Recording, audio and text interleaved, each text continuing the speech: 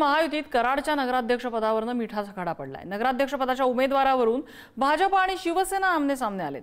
कराडला शिवसेनेचा नगराध्यक्ष पदाचा उमेदवार जाहीर झालाय, तर कराड शहरात भाजपचाच उमेदवार निवडणूक लढवेल असं भाजपचे जिल्हाध्यक्ष आमदार अतुलबाबा भोसले यांनी भूमिका मांडली आहे। त्याच्या माध्यमातून पक्षाचा उमेदवार मी राजेंद्र सिंह यादव यांचं नाव पुढे केलेलं आहे आणि ते फायनल नाव आहे की आमच्या पक्षातून एकच उमेदवार असला तर असणार तो राजेंद्र सिंह यादव असणार।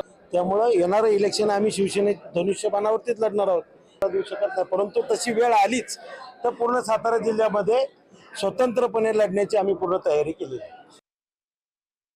महायुतीचा नगराध्यक्ष व्हावा, महायुतीचा नगराध्यक्ष होताना भारतीय जनता पार्टीचाच नगराध्यक्ष मागच्या वेळेला होता, सिटिंग नगराध्यक्ष होता। त्यामुळे साहजिकच आमचं असं म्हणणं आहे भारतीय जनता पार्टीचाच नगराध्यक्ष पदाचा उमेदवार असावा आणि मित्रपक्षाने आम्हाला मदत करावी असं आमचं मत आहे। ठीक आहे, आता प्रत्येकाने आपापल्या पार्टीचं देह धोरण बघून विचार करावा, पण लोकप्रतिनिधी म्हणून मी ह्या गोष्टीवर ठाम आहे की भारतीय जनता पार्टीचाच उमेदवार हा चिन्हावर नगराध्यक्ष पदासाठी उभा राहील।